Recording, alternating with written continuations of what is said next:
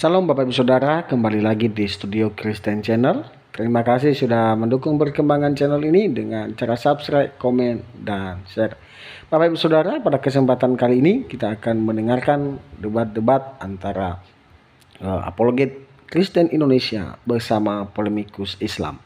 Mari kita dengarkan debat ini dan mari kita simak dengan baik. Selamat menyaksikan. Tuhan Yesus memberkati kita.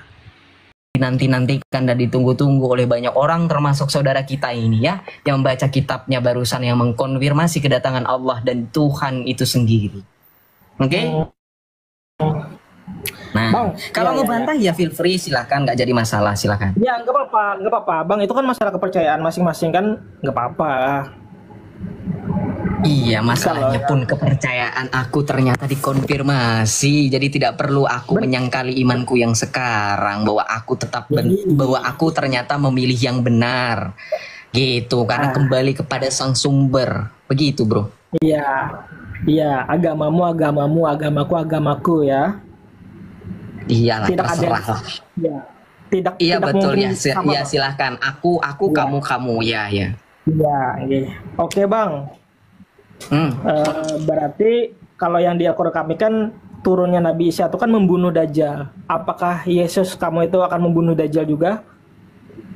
Sebenarnya sebelum dia menyelesaikan atau memulai job desk itu, ya, ada to-do list yang lain yang harus dilakukan. Tahu nggak to-do list? Istilahnya itu ada pekerjaan lain sebelum itu. Sebelum membunuh Dajjal. Apa? Menghancurkan salib dan membunuh babi. Nah, kamu coba bayangkan ya, kan suka tuh kata Uniriva, kata Zuma, kata Nandar, ayo kita pakai logika, yuk logika. Teman-teman tahu nggak ada gerakan yang disebut dengan vegetarian, vegan itu teman-teman yang vegan itu yang di luar sana, yang di luar negeri ya. Bayangin kalau Nabi Isa, nabinya mereka itu datang ngebunuhin babi satu persatu, apa nggak diprotes sama vegan? Lo adepin tuh, ya SJW vegan. Coba dong bermain logika kira-kira. Kedatangan Yesus tidak serendah itu, ya sudah selesai. Alkitab menyatakan Yesus datang untuk mengadili orang yang hidup maupun yang mati, selesai, nggak ada urusan dengan membunuh Dajjal, enggak. Antikristus itu akan kalah sendiri. Dan ingat, tidak ada Dajjal. Yang ada adalah antikristus, nabi-nabi palsu, mesias palsu. Dan Yesus tidak perlu, ya, seolah-olah kalau kamu mengibaratkan Yesus memerangi mereka seolah-olah dengan seperti main game Tekken. Tahu nggak Tekken? Game PS zaman dulu, mungkin anak-anak lahiran tahun 2000 tahu. Nggak seperti itu, ya, nggak seperti dalam imajinasi yang dibangun oleh saudara-saudara kita yang Islam. No, nggak ada seperti itu. Antikristus, mesias palsu sudah dari zaman Yesus sudah ada, tetapi bukan berarti Yesus datang untuk mengalahkan mereka satu persatu. No, ribet amat kayak main game, ya, ngalahin satu-satu musuhnya, terus nanti ke big boss yang paling akhir. Nggak seperti itu aneh, ya. Sudah selesai ketika Yesus datang kedua kalinya, sudah pasti mesias antikristus itu sudah selesai. Bang, Yesus datang hanya untuk mengadili orang yang hidup dan yang mati sesuai dengan kredo kita. Kredo kita berbicara, yang naik ke surga duduk di sebelah kanan Allah Bapa yang Maha Kuasa, dari situ ia akan datang mengadili orang yang hidup dan yang mati. Selesai, tidak ada kalimat lanjutan dari situ. Dia akan datang mengadili orang yang hidup dan yang mati. Habis itu dia juga membunuh Dajjal. Habis itu enggak ada. Ya, jadi mohon maaf, tidak ada, brother. Oke, Bang, saya tanya lagi, Bang. Kan tadi sudah selesai. Berarti Yesus itu pernah turun ke bumi ya, Bang? Loh, kan firman Allah menjadi manusia, betul. Nanti ketika kedatangan kedua kali, makanya disebut kedua kali. Yang pertama dia datang sebagai firman Allah yang menjadi manusia. Tuhan bisa turun. Berarti yang di belakang Ya, foto Tuhan kamu, bisa turun. yang di belakang Tuhanmu juga bisa turun. Bang, yang di belakang Kamu mempermasalahkan Tuhanku bisa turun, Tuhanmu juga bisa turun kok. Bukan, Bang. Yang di belakang itu foto Yesus ya, Bang? Nggak ada foto ini. Di background itu, Bang. Ya, kalau background benar. Background ini adalah lukisan, bukan foto. Kalau foto itu ke foto pakai kamera, pakai smartphone, pakai Itu lukisan, DSLR, pakai SLR, LSR. Iya, Bang. Ini Berarti bukan foto, ini lukisan. Itu lukisan Tuhan ya, Bang? Betul, lukisan Tuhanmu, Tuhanku, Tuhan kita semua, Tuhannya Tuhan Muhammad, Tuhannya Muhammad. Betul. Oh, itu tuh ya. Karena Bukan kedatangan Yesus itu sudah lebih dulu. Jadi kalau dibilang Yesus colong start daripada Tuhanmu, betul. Karena begini ya, Tuhanmu itu datang pada sepertiga malam. Tahu nggak? Sepertiga malam. Iya. Yang zil Rabbuna tabaraka wa ta'ala kulla lailatin illa samai. Tahu nggak? Allah turun ke langit dunia ketika sepertiga malam terakhir. Tuh. Surah apa itu, Bang? Dari hadis Al-Bukhari dan Abu Hurairah. Rasulullah Nabi kamu bersabda, yang zilu Rabbuna tabaraka wa ta'ala kulla lailatin ila samai. Ila samai dunya, bahkan dikatakan langit dunia. Turun. Iya, beneran. Masa saya dibilang bohong ya? Kamu buktikan sendiri tadi aja. Kamu ketika membacakan hadis tentang rukun Islam aja, saya benarkan ada dalilnya. Nah sekarang kalau misalnya kamu nggak percaya, cari aja dalilnya. Ada kok. Yang diriwayatkan oleh yang diriwayatkan oleh Bukhari dan Abu Hurairah. Ada dalilnya. Mau saya aja yang tampilkan buat kamu, mau?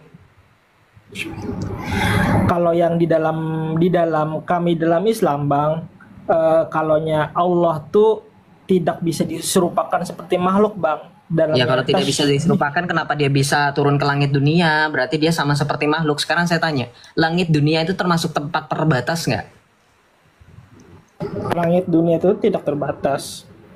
Loh, kok langit dunia tidak terbatas? Kata siapa kalau langit dunia tidak terbatas? Berarti Tuhanmu dong. Kan Tuhanmu tidak terbatas. Langit dunia itu terbatas, bro. Nah, yang bener jangan ambigu.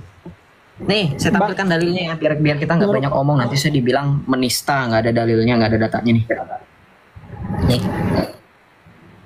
Kalau ini saya pakai dari hadis riwayat Tirmizi ya. Nomor 408, sahih derajatnya. Allah turun ke langit dunia setiap malam. Baca nih, setiap malam Tuhanmu turun. Tapi cuma pas malam-malam ya, nggak tahu saya shift-shiftan mungkin atau gimana. Ada appointment tertentu kah? Nanti saya apply jadi personal assistant ya, supaya bisa arrange appointment, ngebantu. Lihat di sini. Bahwasanya Rasulullah bersabda, Allah turun ke langit dunia setiap malamnya ketika tahun telah berlalu sepertiga malam yang pertama, kemudian berfirman, aku adalah raja, barang siapa yang berdoa kepadaku niscaya aku akan mengabulkannya, barang siapa yang meminta kepadaku niscaya aku akan memberinya, dan barang siapa yang meminta ampunan kepadaku niscaya aku akan mengampuninya. Dan dia masih saja berfirman seperti itu sampai fajar menyingsing. Mohon maaf, saya harus katakan berarti Allahmu pada saat turun itu mereka sambil ngomong-ngomong, ngoceh-ngoceh, karena gini, baca narasinya. Dia berfirman, aku adalah raja bla bla bla bla. Baca di sini nabimu itu menggambarkan bagaimana Allah ngomong sampai fajar menyingsing. Jadi pas dia turun tuh ngomong, kasih announcement. Iya, iya. Nih.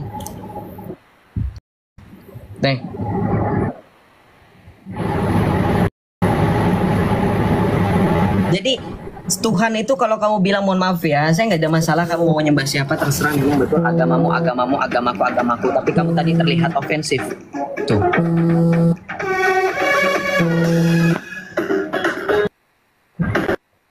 3 missed call from Jibril. Habibi, leave that room.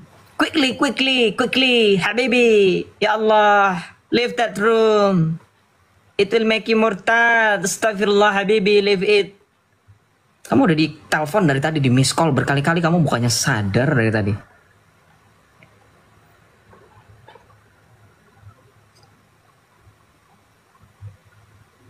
Yasmin, aku turunkan ya. Atau gimana?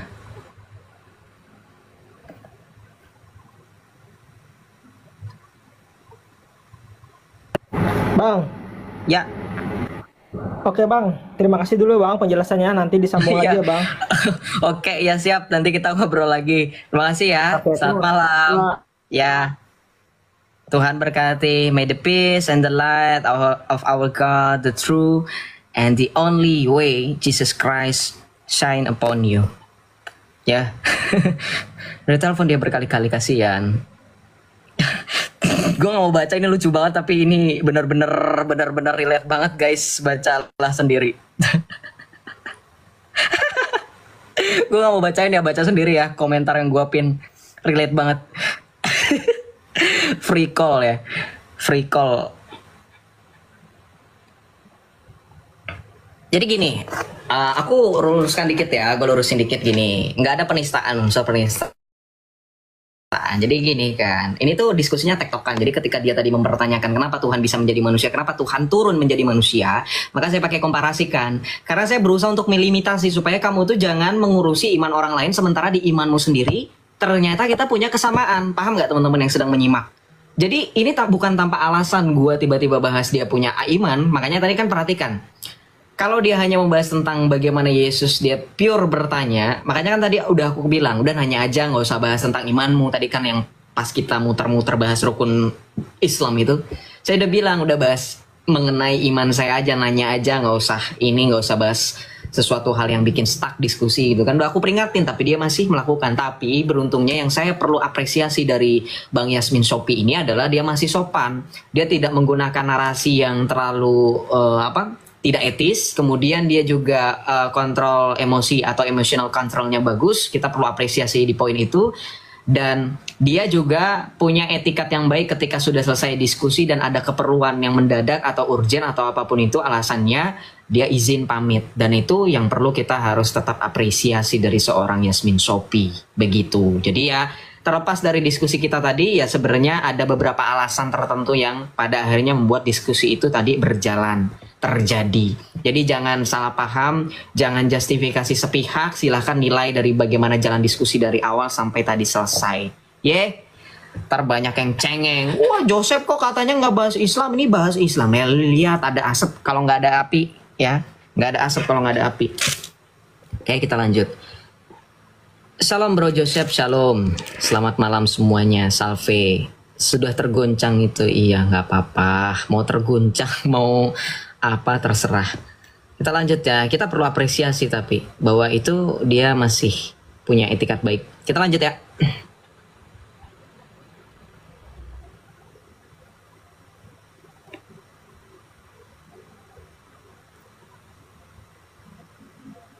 Ya teman-teman, ada Islam mau naik ya silakan.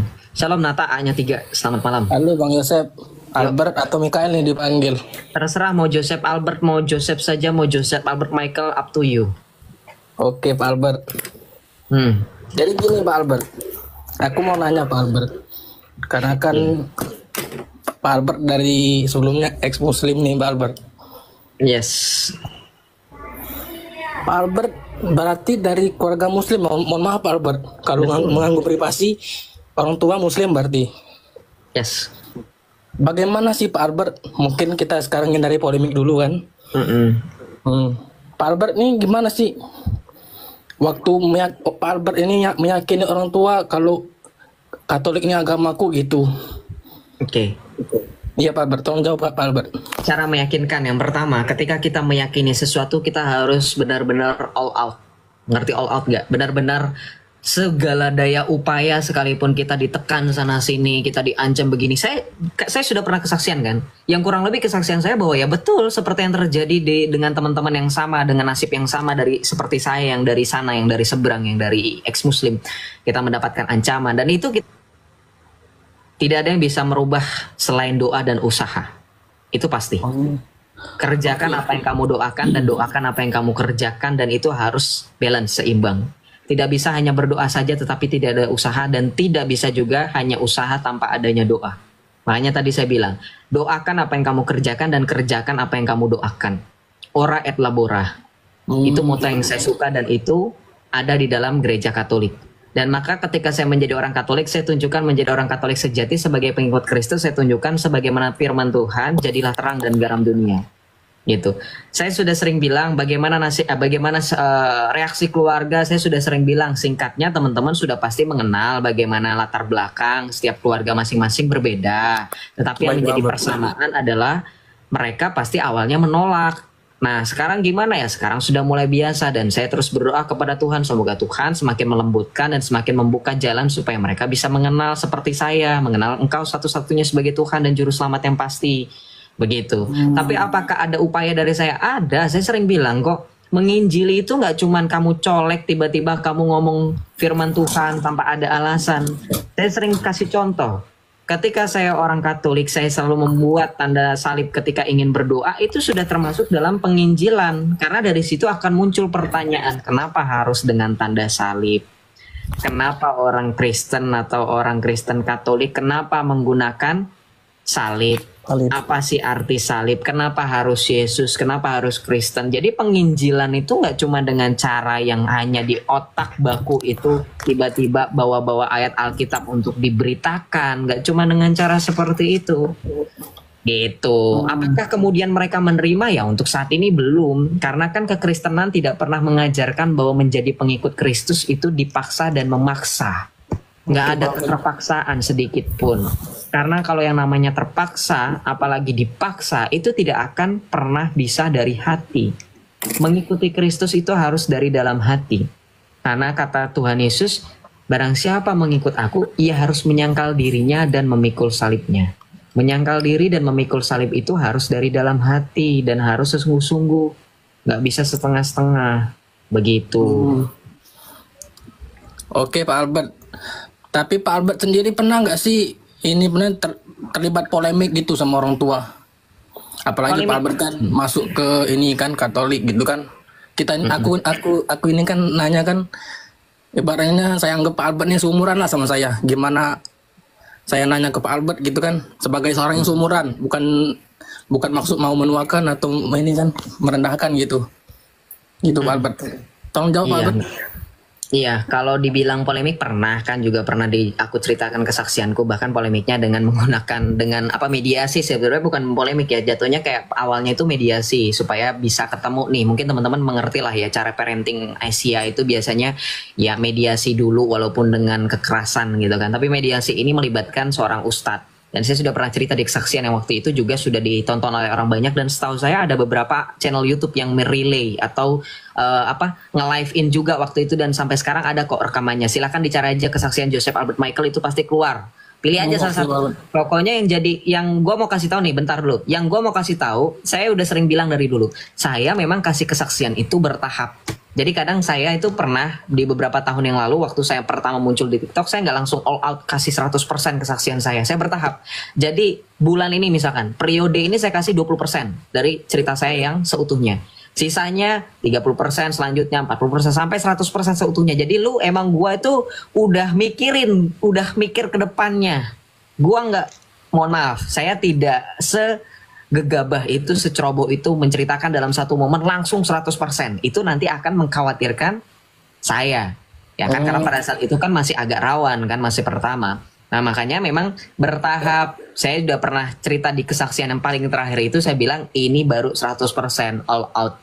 Gitu saya cerita yang benar-benar langsung, yang belum pernah diceritakan sebelumnya, dan ini adalah yang seutuhnya saya bilang gitu. Supaya apa? Supaya nggak gampang lacak. Nah itulah puji Tuhan, yang nggak tahu kenapa tiba-tiba terpikir aja, hikmat saya mikir kayak gitu, nggak langsung kesaksian langsung 100% all out, langsung saya ceritakan dari mulai saya belajar Kristus sampai dengan saya dimenangkan Kristus, itu nggak langsung di satu momen gitu. Dan ya di poin di mana saya menceritakan kesaksian, di mana saya dihadapkan mediasi oleh antara orang tua saya dengan ustadz itu, ketika saya dipertanyakan kenapa memilih Kristen dan kenapa harus Yesus gitu. Ya ibaratnya itu pertama kali saya menghadapi apologetika, berapologia secara langsung, walaupun usia saya waktu itu masih belum 20 tahun seperti sekarang gitu. Dan itu terjadi pada saat saya masih belum mengetahui banyak banget dengan Kristen gitu. Saya masih cenderung lebih memahami agama saya yang dulu, karena kan dulu saya belum ikut katekumen pas lagi di sidang itu. Pas lagi di mediasi, ibaratnya belum ikut katekumen, belum pendalaman.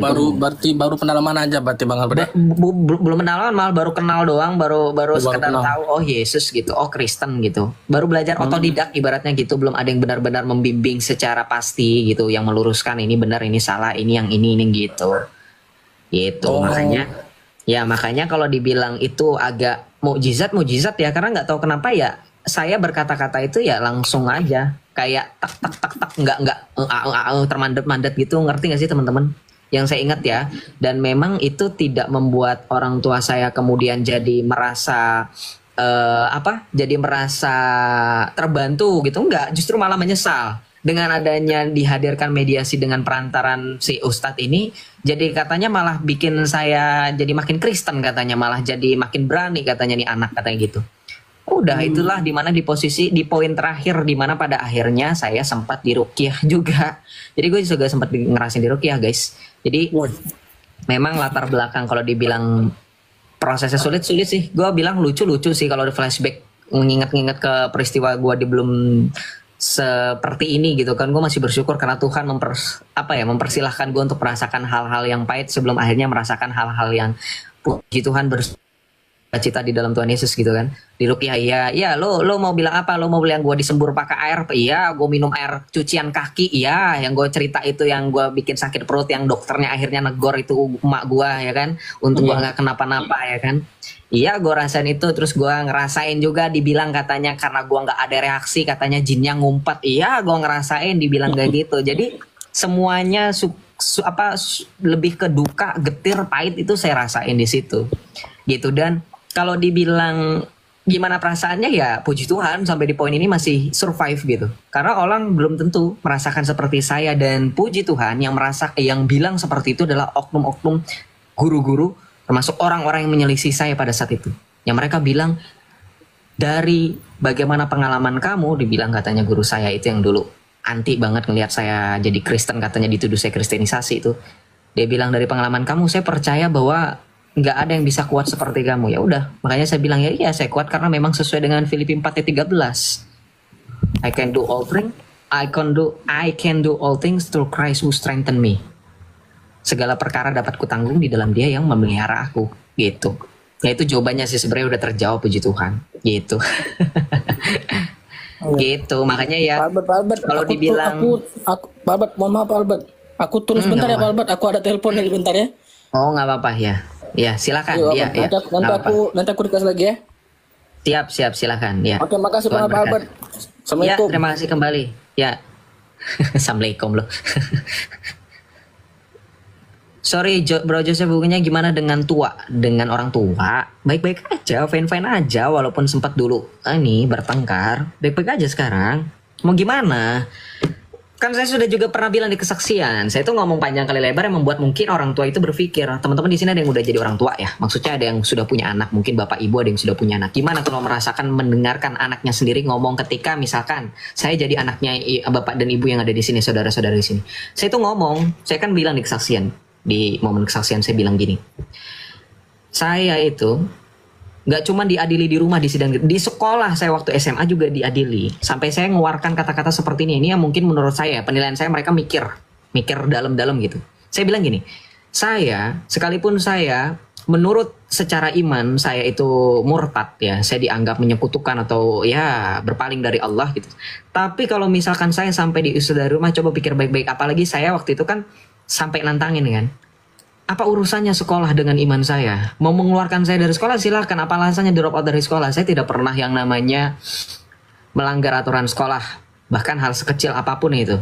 Ngerokok enggak, ya kan, bolos enggak, ya jangan kan begitu. Gue dulu culun guys, sumpah gue nggak ada pikiran celana dicut bray, celana di pensil, kagak ada.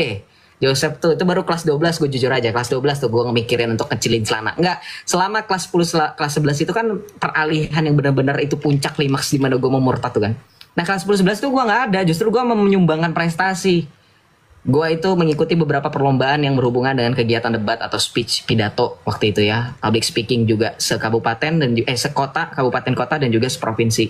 Dan itu yang gue highlight, yang gue point out, yang gue ya kalau gue bilang flexing ya iyalah, boleh lah. Karena kan gue bilang nggak ada urusannya ya dengan keimanan gue Adonis Yusupe ini nih. Nggak tepat waktunya. Gimana caranya, mau terima Yusupei atau kita lanjut dulu nih? Gue jujur aja diundang sama dia. Mau lanjut atau gimana guys? Atau naikin Yusupei?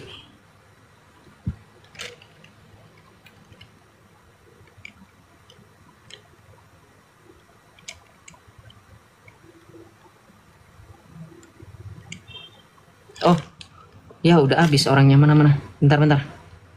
Udah habis. Dah. Sep, gua mau tanya Sep sama lu. Nggak ada aba-aba langsung nanya. Ya apa? Ya, enggak perlu aku basa-basi dengan kamu. Iya, kenapa? Boleh nanya atau enggak? Iya, silakan. Mau nanya ya silakan. Berarti berani ditanya. Oh, silakan. Enggak apa-apa ya. Baik, kalau kamu bertanya ya, usahakan pertanyaan itu yang berguna. Ya berguna lah. Jadi gini sih, baik. Tuh diundang dulu start match. Jadi begini. Jadi begini, saya pakai timer. Oke, biar kita pakai timer 5 menit. Baik. Oke.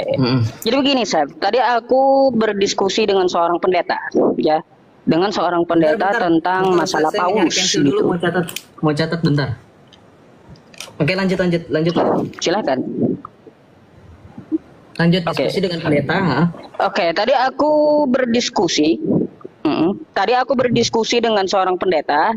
Pendeta tersebut kupertanyakan, ketika Yesus itu disunat pada hari ke-8, ya, apakah Paulus ini mengikuti juga bersunat? Di mana datanya kalau Paulus itu bersunat?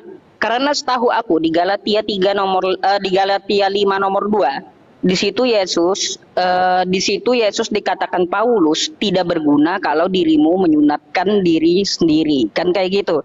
Jadi kata Paulus, aku berkata kepadamu, barang siapa yang menyunatkan dirimu, maka Kristus tidak akan berguna untukmu. Nah, yang kutanya ini Paulusnya ini di mana ada datanya gitu bahwa dia bersunat. Coba tunjukkan sebuah dalil atau sebuah data tentang Paulus itu bersunat gitu ya. Tolong kamu tampilkan data itu kepadaku. Makanya aku penasaran cari Kristen yang pinter gitu untuk menunjukkan data tersebut kalau ada.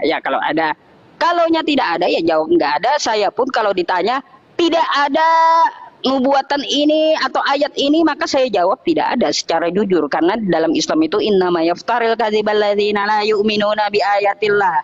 Barang siapa yang berbuat kebohongan maka dia tidak beriman kepada ayat Allah. Kan kayak gitu. Nah, maka dari itu salah satu yang kupertanyakan kepadamu karena aku tidak dapat jawaban dari pendeta tadi ya.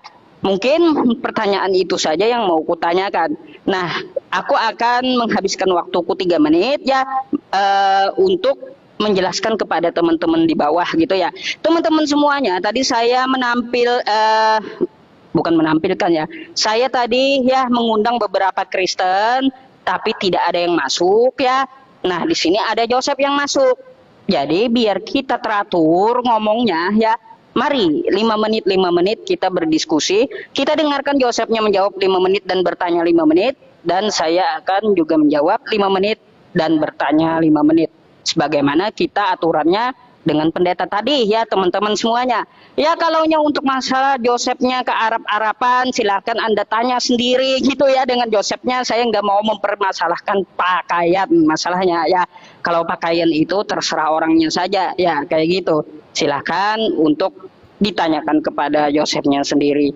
Jadi hanya itu saja pertanyaanku tentang masalah Paulus dulu. Karena tadi tema yang nasi dengan pendeta tadi adalah Paulus dan Nabi Muhammad Shallallahu Alaihi Wasallam. Mungkin aku mau dengar juga ya tema dari kamu apa, terus kamu mau bahas apa ya.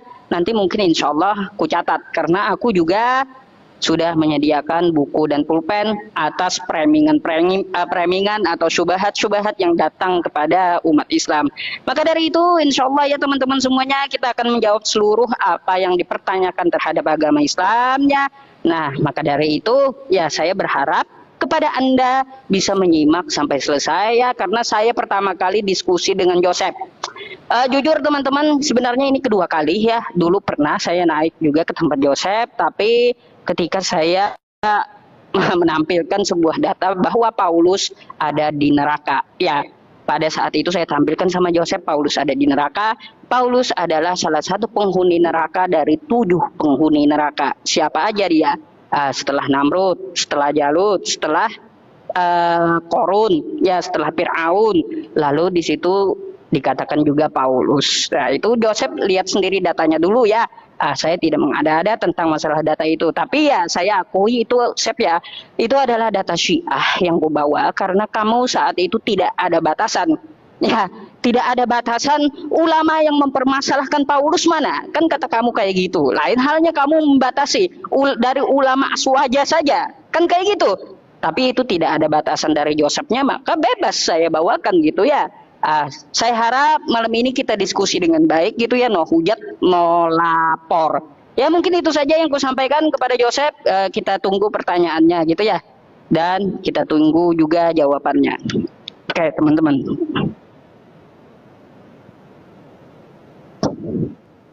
Syukran, jazakumullah.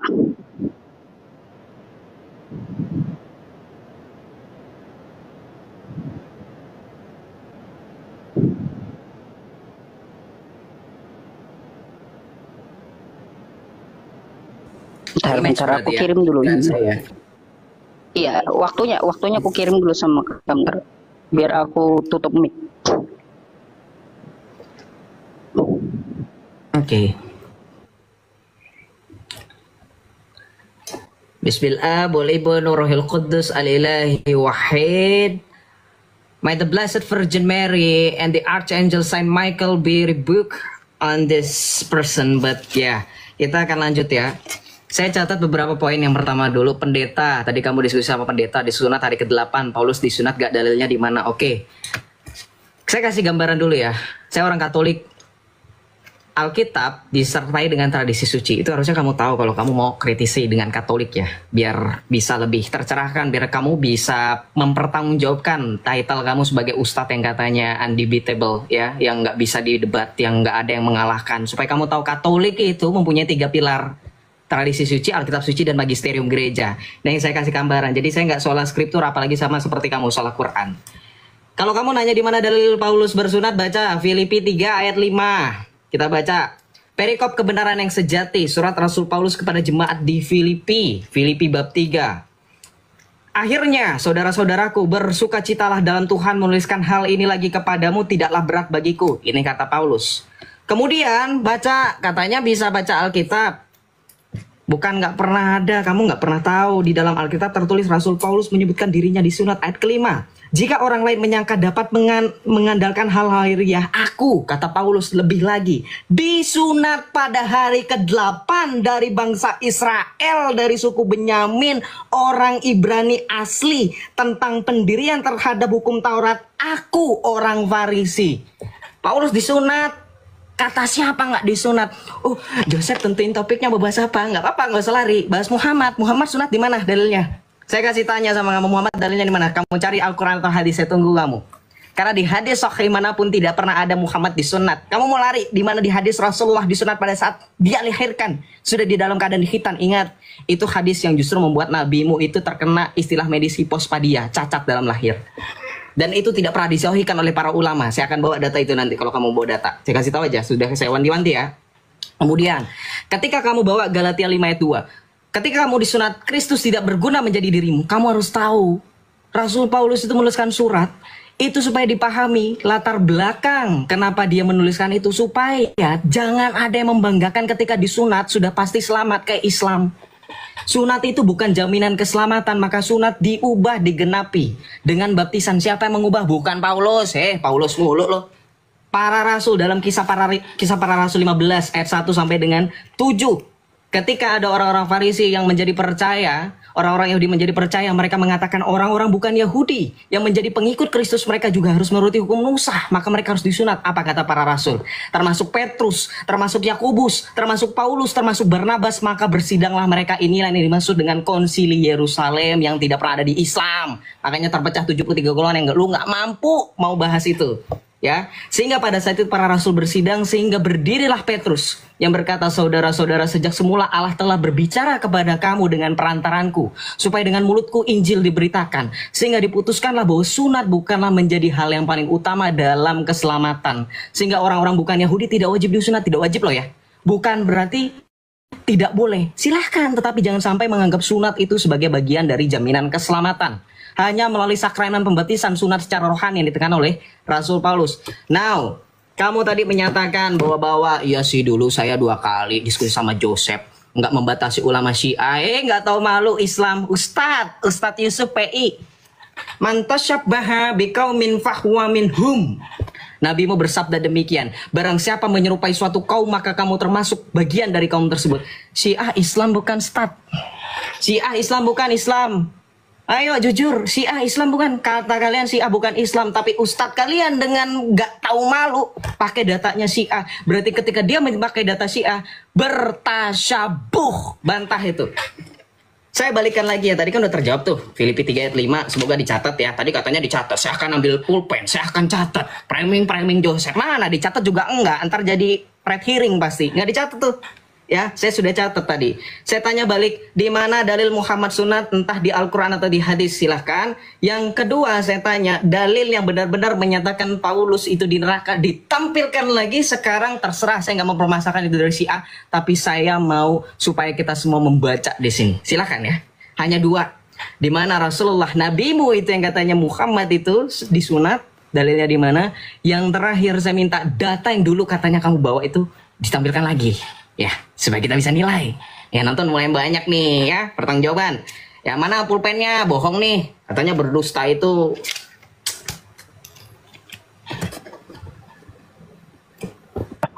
Oke, ditunggu ya teman-teman. Saya kirim dulu.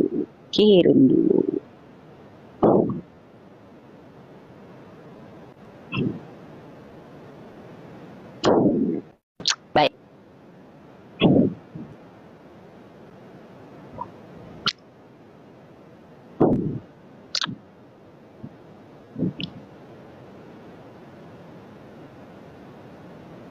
Saya terima dulu, saya.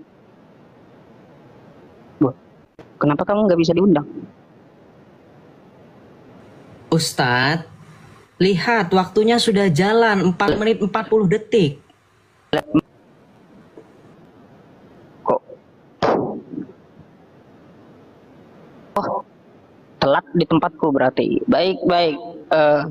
Baik, di sini ada agak ngelak ya teman-teman. Makanya saya minta berapa kali, kok kenapa nggak dipencet gitu. Baik, nggak apa-apa. Kalau patah-patah, semoga saja suara yang saya tampilkan itu jelas ya. Jadi saya mau tanggapi dulu ya teman-teman tentang masalah man tasyabbaha biqaumin fahuwa minhum. Barang siapa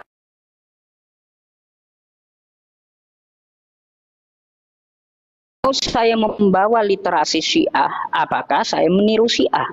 Jelas jawabannya tidak. Kan kayak gitu. Kalau saya pede dengan aswaja gitu, ahlus sunnah wal jamaah, ya tidak dengan Syiah, ya. Jadi seperti itu saya mempunyai pendirian gitu. Makanya saya tidak meniru Syiah baik cara berpakaian maupun cara perayaan, tidak, ya. Jadi mohon maaf, kami Islam punya identitas, ya. Tidak ada ya Kristen Islam ke Kristenan atau Islam ke Buddha-Buddhaan, nggak ada kayak gitu ya, atau Islam ke Yunanian, nggak ada kayak gitu Islam itu ya. Terus dari kritik kamu yang kucatat di sini ya Sepja, ketika aku membawakan min karomati Allah an wulidtu maktunan ya, kata kamu mempunyai kritik dari hadis tersebut tentang hadis Nabi Muhammad SAW. Ya, memangnya hadis dari Nabi Muhammad SAW itu ada berapa, Sep? Aku pengen tahu deh, kalau kamu tahu hadisku, ya, ada berapa? Yang biasa ku bawakan ke publik dia, ya, yang biasa ku bawakan ke publik min karomati Allah, ya.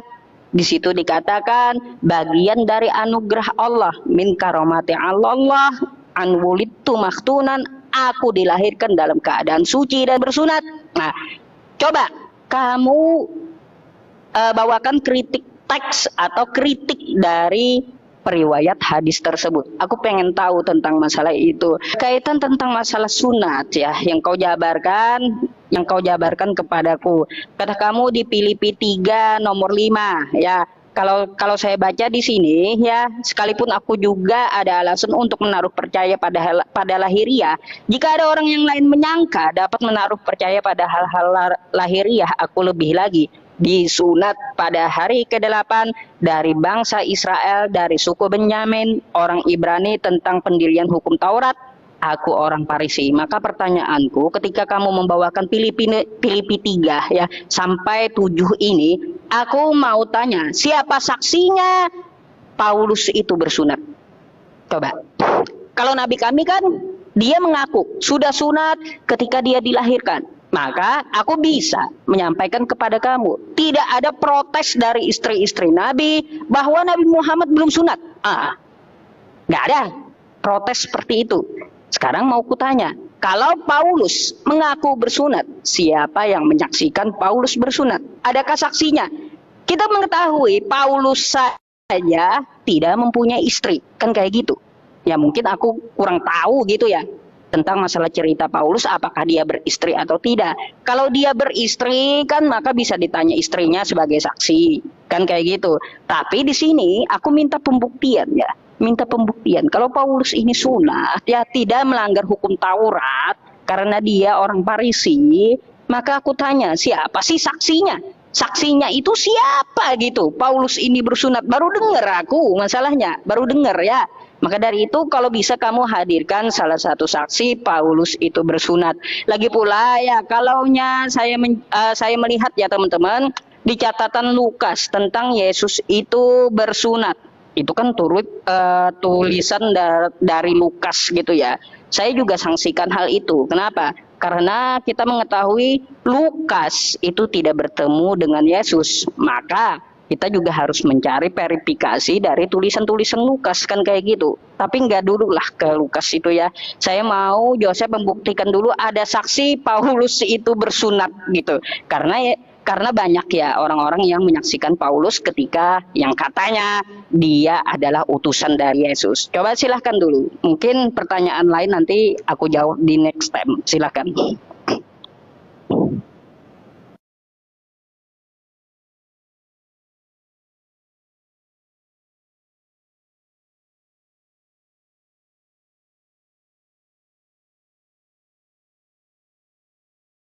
Kena report dia, gue bukan yang ini ya, untung gue SS, untuk keburu gue SS, kena report dia. Kena report dia. Bukan gue ya, gue gak ada urusan lu ya, lu Islam masih aja nih. Mana itu nggak kelihatan lagi. Gimana caranya guys biar kelihatan ini? Kena report dia. Koplak, aduh seru banget. Itu poin-poin dia tuh ya. Nih baca nih. Yusuf PI life was discontinued due to hate speech and hateful behavior. Ya. Nih. Tuh, bukan gua yang kabur, yang tiba-tiba enggak, gua juga kaget tiba-tiba udahan. Tuh. Nih, gue SS. Nah, muka gua lagi komok tuh, lagi bingung tuh tiba-tiba udahan. Saya mau bantah, tapi nanti lah, jangan nanti spoiler. Gue ada bantahannya ketika nih Islam, lu rekam yang bagian ini, lu kasih wanti-wanti sama si Ucup ya. Gue kasih wanti-wanti nih. Astaga Yesus al-Masih ibnillahil wahid. Kita akan tampilkan bagaimana ini ya. Selamat malam Suyatno. Selamat malam Suyatno. Halo, selamat malam Suyatno. Kau jangan pargoi di dalam masjid kau, ya. Kau pergi. Jangan pargoi di dalam masjid, teman-teman. Ya, gak boleh. Kok itu ada orang pargoi ya di dalam masjid? Astagfirullah, la khalla wa la quwata illa billah su'al masih.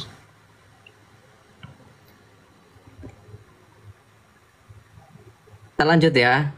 Tap-tap layarnya teman-teman. Thank you. God bless. Saya sudah mencatat beberapa poin yang tadi sebenarnya tidak ada yang dibahas sama sekali mengenai dalil di mana Rasulullah disunat. Oke, saya kasih tahu dalilnya. Gue lebih hafal daripada dia. Nih, saya bacakan hadis yang dari tadi mau dibawakan oleh Ustadz Yusuf PI, Yusuf PA kali ya. Anas bin Malik qol Rasulullah sallallahu alaihi wasallam min qaramati Allahi an wulidtu mahtuna wa lam yara ahadun sawati. Itu kan dalilnya. Lu tahu nggak sih, lu lagi ngomong sama orang yang udah terbiasa ngebacain data itu, yang justru gue yang nunjukin data itu perawinya itu bermasalah.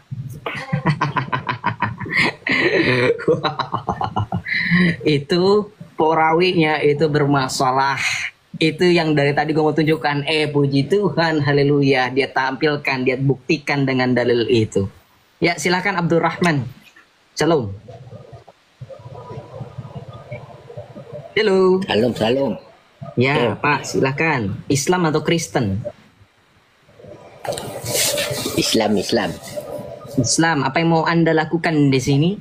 Mau bertanya atau bagaimana? Diundang lagi? Nggak ada diundang lagi. Nggak ada diundang lagi. Mana diundang lagi? Orang di report kok. Diundang gimana? Oh, kamu turun dulu. Iya, kalau lagi naikin tamu emang nggak bisa. Dah, diundang lagi beneran, ya udah nih gue undang lagi. Mana? Iya emang kalau lagi, gue kan nggak tahu kalau dia live lagi. Jangan bilang gue ini. Nih, enggak tuh, not on live. Nggak ada undangan. Nih gue tungguin nih, gue nggak naikin tamu dulu ya. Lu yang pada request lu sabar lu. Ntar gue lagi salah. Tadi bilangnya gue takut. Jadi gini, kalau PKPK, kalau host salah satu host lagi naikin tamu emang nggak bisa diundang. Makanya bentar dulu nih, katanya lagi mau diundang. Coba kita tunggu ya. Kita tunggu. Lu, gue bukan Jenab ya. Gue bukan babu. Jangan jadiin gue babu. Nyuruh-nyuruh undang-undang siapa lu, siapa gue, siapa dia. Gue kudu undang. Kalau dia mau dia yang datang, dia undang. Nyariin gue babu, enak aja. Ada 3 kata ajaib, maaf, tolong, terima kasih. Islam di mana adabmu? Kalau kamu mau meminta supaya saya mengundang dia, kamu pakai kata tolong. Nggak diajarkan ke adabmu di mana Islam. Tolong Joseph undang Yusuf dong. Susah sekali. Kalau kayak gitu namanya kau nyuruh. Kalau kau nyuruh, aku tidak mau karena aku bukan babumu. Mana? Nih saya tunjukin nih, gue beneran nih. Lu lihat pantulan mata kalau diundang itu ada. Gue rekam lah dari sekarang lah. Nih suka kayak gini nih, Islam suka playing victim. Ya, saya record layar dari sisi saya supaya bisa terlihat nanti. Saya akan buktikan. Selama dari mulai ini sampai dengan kedepannya, saya nggak tahu sampai kapan nih. Ada nggak undangan live PKPK? Suara saya masih aman ya? Suara saya masih aman ya? Halo? Walaupun saya record, screen record katanya kan bikin suara agak delay atau agak macet-macet, aman ya? Aman, oke. Jadi ini adalah lagi screen record. Jadi apapun yang terjadi di layar saya, kalian komentar, ada notifikasi, itu kelihatan. Untung tadi gue screenshot, bisa jadi nanti wah Joseph kabur, Joseph nge-report saya. Apa hubungannya, gue dari tadi nyatet, lu lagi ngomong kok. Nih catatannya nih banyak nih. Nih. Coba si Yusuf PA itu lu suruh tunjukin catatannya mana, jangan pulpen doang. Orang dari tadi orang bisa nilai kan dia nyatet apa enggak, gue tanya yang dari tadi nonton. Antara debat gue sama Yusuf PA barusan. Nyatet gak dia? Nyatet gak? Orang gerapak-grepek. Apaan nyatet?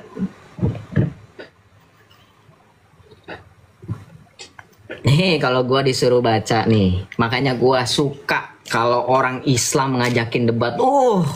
Lu jangan lari, gue udah catat semua kata-kata lo nih. Walaupun kita lanjut misalkan nih amit-amit nih si Yusuf PA itu nggak mau lagi, gue udah catat poin-poinnya, gue udah hafalin. Dah nggak usah khawatir teman-teman yang Islam. Kalau emang si Yusuf PI emang niat mau debat sama gue, dia yang undang. Gue kan nggak tahu akunnya yang mana. Jangan suruh gue nyari. Gue punya pekerjaan lebih penting dan saya lebih concern ke teman-teman yang Kristen sejujurnya daripada yang Islam. Orang Yusuf PI udah kejauh Filipi 3:5, dia lari kemana-mana kok malah minta saksi. Makanya Nabi Muhammad pun itu nggak punya saksi ya karena istrinya juga bahkan tahu kok nggak sunat. Ngapain minta kesaksian? Aduh, udah saya nggak mau bahas ya. Nanti dibilang monolog, nanti gue dilaporin lagi.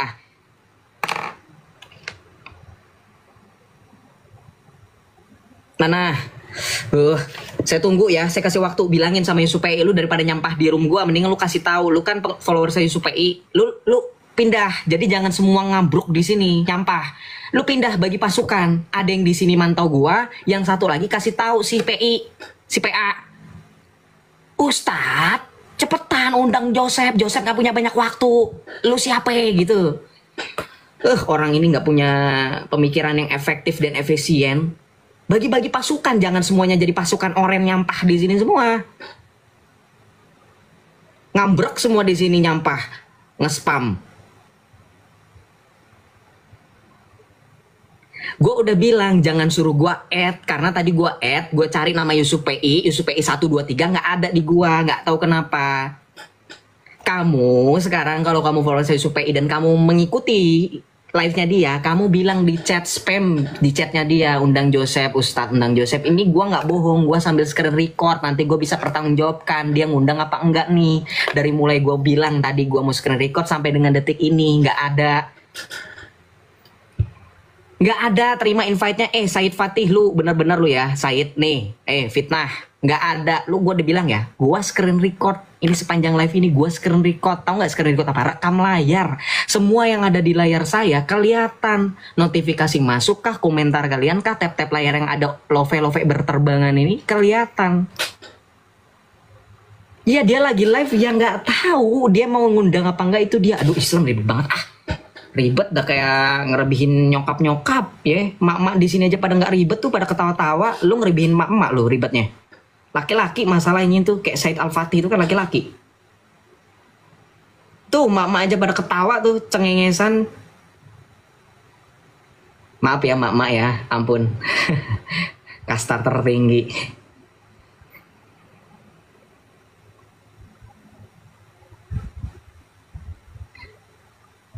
Tuh, masa gue kudu nungguin kayak orang kambing blow on, kambing conge. Siapa dia coba? Udah ya, 21, 25 dia nggak invite gua terima undangan orang-orang yang invite. Lebih penting teman-teman yang mau bertanya dan bertumbuh dalam iman daripada si PA. Nggak jelas narasinya. Datanya palsu begitu kok. Hadis palsu, hadis ma'udu dijadiin hujah. Nggak boleh itu. Gue tungguin nggak apa-apa 5 menit lagi nih. Di saya 21.20 WIB.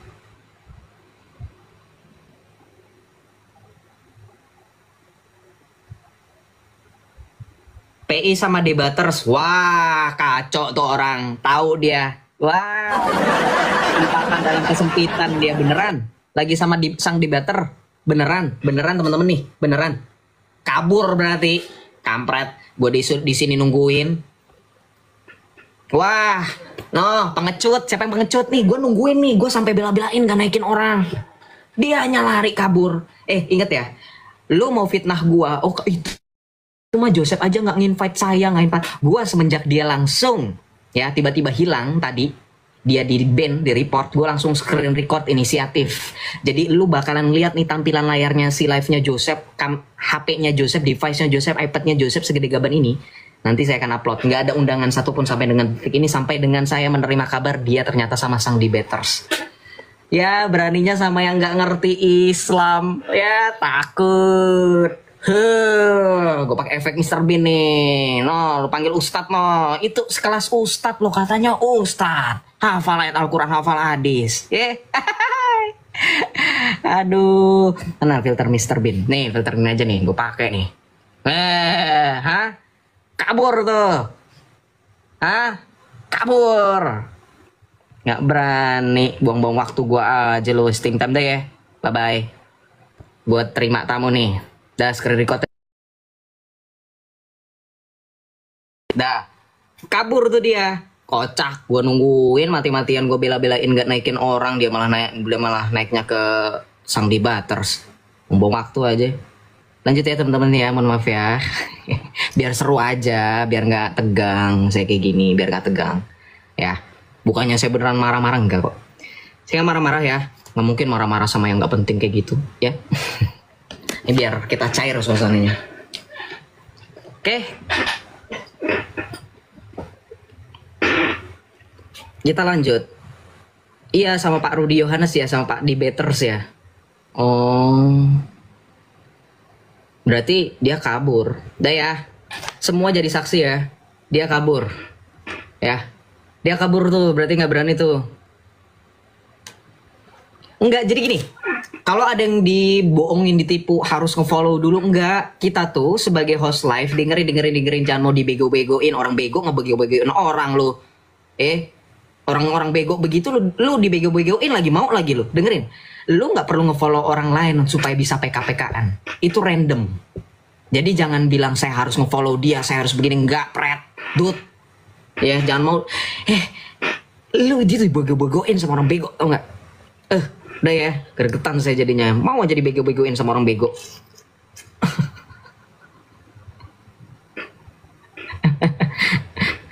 Mau aja dibego-begoin katanya Joseph, kata Ustadz Yusuf harus ngefollow dia dulu. Ide Allah, sejak kapan? Enggak harus. Ya, nggak harus. Oke, kita lanjut ya. Dah, jangan wasting time. Ya, wasting time, wasting energy. Saya lebih baik untuk memberitakan Injil daripada buang-buang waktu. Dia udah tahu tuh, udah terjawab. Selamat malam, salve Bang Yosep.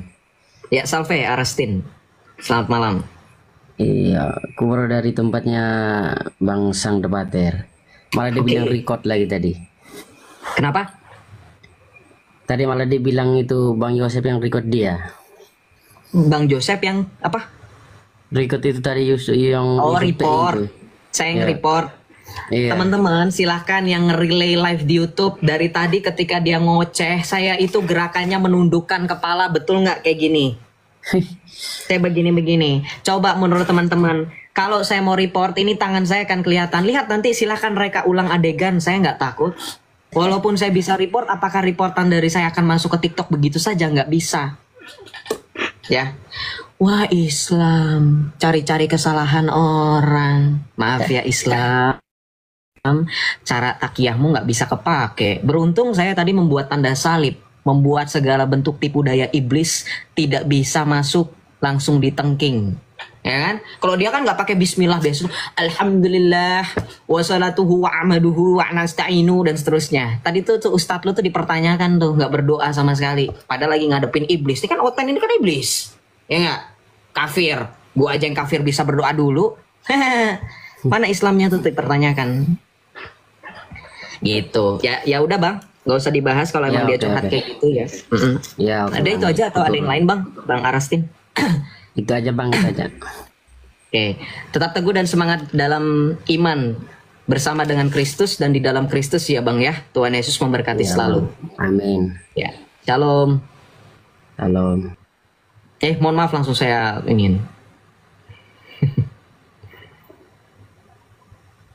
Gini, nih gue udah bilang ya. Logikanya ginilah teman-teman ya, saya ngajak teman-teman. Kalau ada orang pinter nipu kita masih oh ya udah wajar, gue yang bego, dia pinter, emang pinter dia nipu gue. Lalu ditipu sama orang bego, malu nggak kira-kira? Mohon maaf ya, saya pakai kata-kata kasar ini supaya bisa nyangkut langsung di otak, langsung ngerasa oh iya ya. Gue mau ngomong apa nggak sanggup. Saya sekalipun misalkan beneran nge-report dia, itu nggak bisa langsung TikTok langsung approve. Siapa lu siapa gua, ngerti nggak sih kalau emang gua beneran nge-report dia? Ngerti nggak?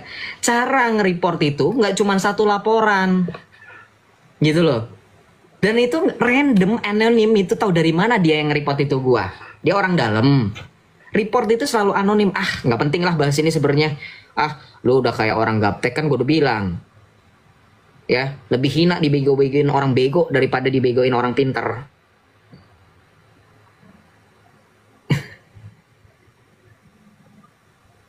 Mohon maaf bang, itu Yusuf 3 mengundang abang, astaga Tuhan. Nah kan malah gue yang kena report kan, yang ini beneran kena report nih gue. Gara-gara ngomong BEGO itu. Aduh, kena listrik. Nih, dengerin. Saya udah bilang tadi kan dari awal, kalau saya diundang, saya sudah screen record dari tadi. Dari mulai dia kena report, kemudian dia live lagi katanya, kemudian saya cari akun Yusuf PI 123 itu nggak ada, saya screen record. Nggak ada undangan sama sekali. Nggak usah berbohong, orang pada bilang kok dari tadi dia langsung ke Pak Sang Debater, Pak Rudi Yohanes. Ya sudah, terima, admit it, akui itu. Ustadz kalian pengecut, terlalu takut lawan Joseph yang bocil ini. Bocil FF nih kata Nandar, ya. Ya. Hah? Stop lo itu.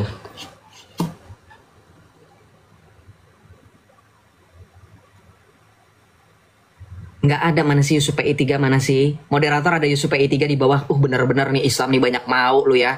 Ntar gila dijabanin lu, oh ini lu pada malu sendiri. Saya kasih tahu ya, yang request 21 orang, tidak ada satupun namanya Yusuf PI 3. Saya screenshot nih. Tanya sama moderator.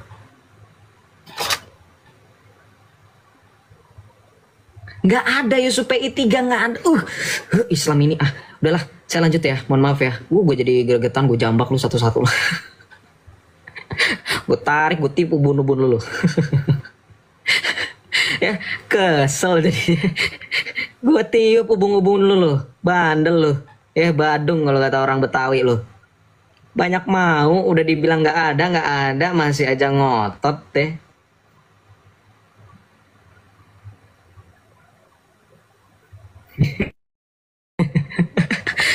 Ya sekali lagi saya nggak marah ya, saya nggak marah yang emosi yang gimana, karena biar cair suasananya, biar nggak tegang, masa marah ketawa-tawa.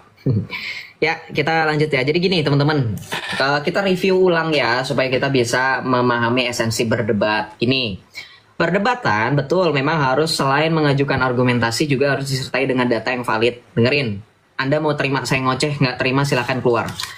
Jadi begini, dalam perdebatan selain mendengarkan, selain berbicara, selain mengeluarkan pendapat, kalian juga penting untuk mendengarkan dan menyimak lawan berbicara kalian. Karena justru di poin itulah kalian bisa mencari celah kelemahan. Of course, dalam debat itu memang tidak munafik. Kita mencari kelemahan dan kesalahan dari pihak lawan berbicara kita. Makanya penting bagi kita untuk mencatat poin-poin apa saja yang dilontarkan oleh lawan berbicara. Termasuk data-datanya. Nah, gue kasih tahu. Jadi ketika dia mengeluarkan suatu bentuk narasi, statement, atau bahkan pertanyaan, itu gue catat. Itu supaya bisa direview dan bisa jadikan ini sebagai bahan acuan gue untuk mencari kelemahan. Sekarang kita bahas. Ketika dia mempertanyakan di awal mula, dia ngakunya diskusi sama pendeta, terus nggak ada yang jawab, nyari Kristen yang pinter katanya kan. Nggak ada, belum nemu jawaban. Paulus disunat, katanya mengaku dirinya disunat.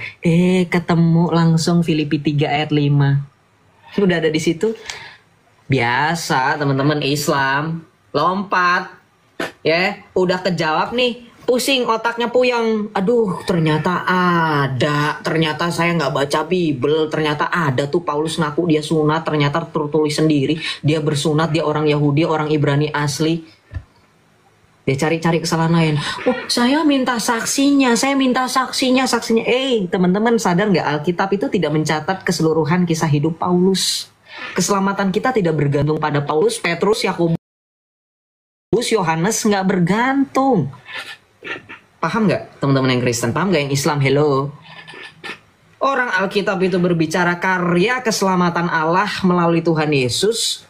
Kok malah ngobongin kesaksian Paulus? Orang Alkitab justru kesaksian tentang Yesus. Apa hubungannya kesaksian Paulus? Apa hubungannya kesaksian Yohanes? Mau Yohanes orang kah? Alkitab itu kesaksian tentang Yesus. Baca 1 Yohanes 1 ayat 1. Mari kita baca di sini. Surat Rasul Yohanes yang pertama. Kita baca. Rasul Yohanes menuliskan kepada kita semua bahwa Alkitab adalah kesaksian tentang firman yang hidup, bukan tentang Paulus, bukan tentang Yudas, bukan tentang Yakobus, bukan tentang Petrus. Paham?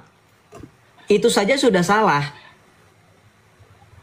Itu saja sudah pemahaman yang sangat ngawur. Itu tidak akademis namanya. Itu tidak memahami bagaimana pola pikir lawan berbicara. Saya sekalipun bermusuhan dengan kalian orang Islam, saya tidak mungkin mempunyai level yang sama seperti ustadz kalian yang rendah itu. Saya nggak bakalan mungkin nanya mana ada kisah Al-Quran di mana Muhammad dari lahir sampai dengan gede tertulis dalam Al-Quran. Pasti kalian ngetawain saya kan? Bilang saya bodoh, bilang saya tolol. Kenapa? Karena Al-Quran bukan tentang biografinya Nabi kalian. Betul nggak?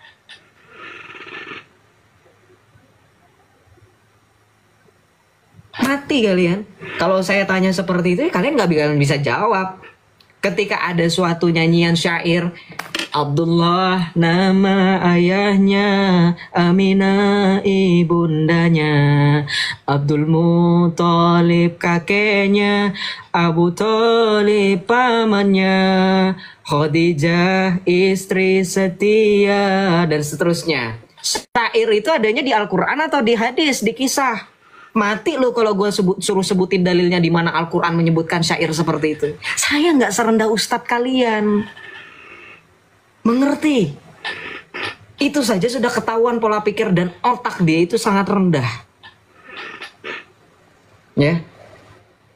Bagaimana mungkin ada kisah tentang Paulus? Wong Alkitab mencatat kesaksian dari para rasul dari mulai Petrus, Yohanes, Yakobus, ya. Termasuk Paulus menuliskan surat pastoralnya kepada Galatia, Roma, Filipi, Efesus, Kolose. Itu tentang Yesus, bukan tentang dirinya sendiri. Itu hanya latar belakang untuk menceritakan bahwa akulah Paulus yang telah diutus. Hanya sebatas itu. Selebihnya ya tidak penting. Yang menjadi utama adalah tentang Yesus, kesaksian tentang Yesus. Mari kita buka. Tadi saya minta 1 Yohanes ya. Oke, kita fokus. Surat Yohanes yang pertama, kita baca. Nih. Surat Yohanes yang pertama, bab pertama, ayat yang pertama sampai dengan 4. Simak baik-baik.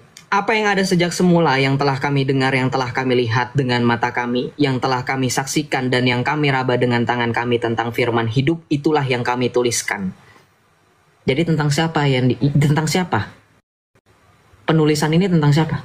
Tentang firman hidup yang telah dilihat, telah diraba, telah disaksikan. Bukan tentang Paulus, bukan tentang Petrus, tentang firman yang hidup. Baca ayat kedua. Hidup itu telah dinyatakan dan kami telah melihatnya. Sekarang kami bersaksi dan memberitakan kepada kamu tentang hidup kekal yang ada bersama Bapa dan telah dinyatakan kepada kami. Paham? Jadi bukan tentang Paulus. Ini nih suaminya si Yusupai, gangster.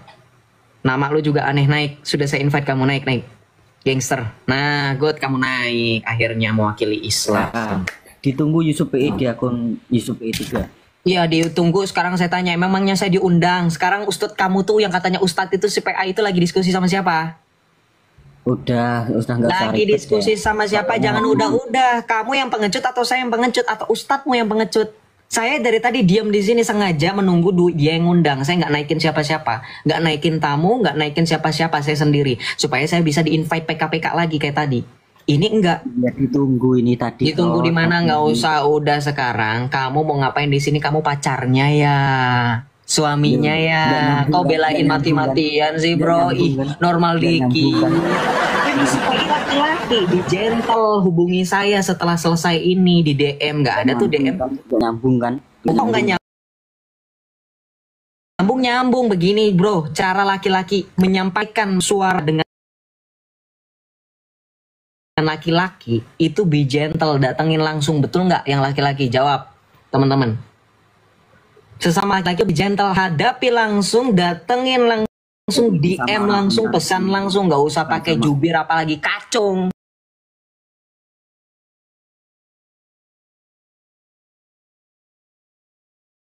Kamu kacung dibayar berapa sih? Dibayar berapa? Panas ya? Ya memang faktanya kamu malah di sini makan dipermalukan, cuma jadi kacung, cuma jadi jubir, cuma jadi babu, pesuruh. Kalau dianggap sih mending, kalau nggak dianggap, ntar cek, Yusuf itu siapa sih si gangster itu nyuruh saya, terus dia bilang nggak tahu, itu saya nggak kenal, saya nggak urus. Malu kan lu turun sendiri enak dong. Di room Joseph itu kalian nggak sembarangan ya.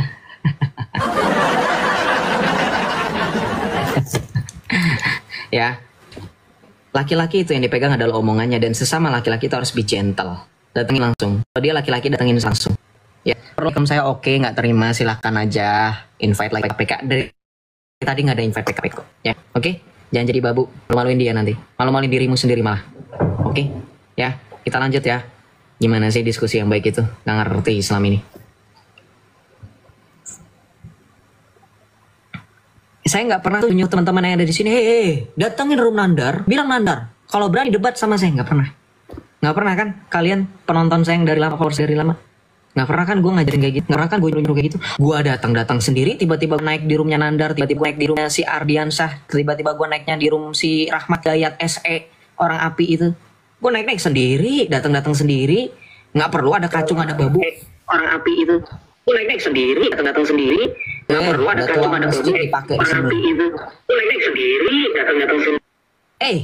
Kau jangan minjem amplifier masjid, toa masjid kau pakai di sini, jangan ya, pening. Oke, kita lanjut ya, bertanya aja dengan iman kekristenan.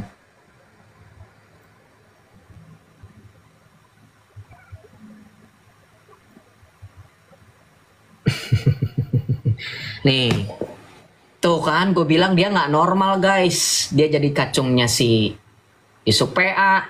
Terus dia nanyain gue ini masa. Gue nggak pernah loh tongkrongan gue mau nongkrong tiba-tiba teman gue tahu kan gue murtad, nggak tiba-tiba. Sep, lu tuh sunat nggak sih? Nggak pernah.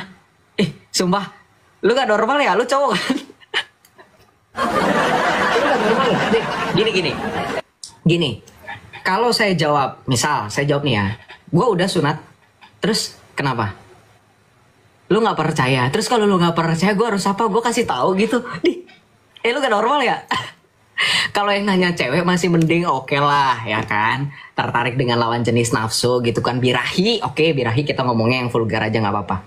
Ini laki-laki, kalau nggak percaya masa mau gue kasih unjuk terus lo ngapain?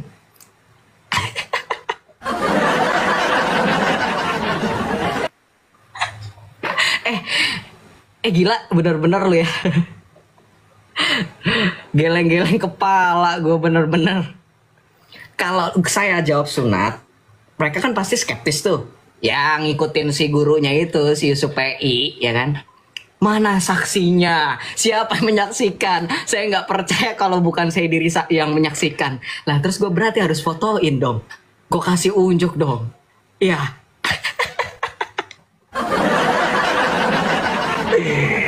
Allah Tuhan Yesus, ampuni Kyrie eleison, Christe eleison. Saya naikkan teman-teman saya dulu lah ya. Udah cukup Islam, jangan bikin kalian dipermalukan di sini, cukup ya. Cukup. Enough if enough. Salve Charlie, salve Om Don. Anak kecil Salve, jangan sok salve. tua lu Joseph. Lu anak kecil jangan sok tua. Anak kecil yang Kenapa? tidak punya identitas itu lu. Silakan berbicara Bu, saya dengarkan. Ya lu nggak malu pakai identitas Islam sementara lu menghina-hina Islamnya. Astagfirullahaladzim, kenapa saya dipuji seperti bagaimana Anda memuji Nabi Ya, emang Anda? lu monyet, emang Dengerin, baru tahu lu saya monyet. izinkan saya berbicara ya. Saya mau tanya dulu sama Ibu.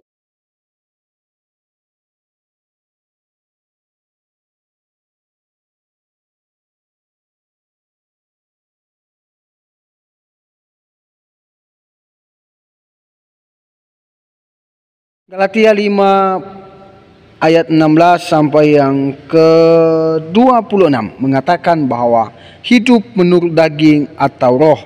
Maksudku ialah hiduplah oleh roh, maka kamu tidak akan menuruti keinginan daging. Sebab keinginan daging berlawanan dengan keinginan roh, dan keinginan roh berlawanan dengan keinginan daging.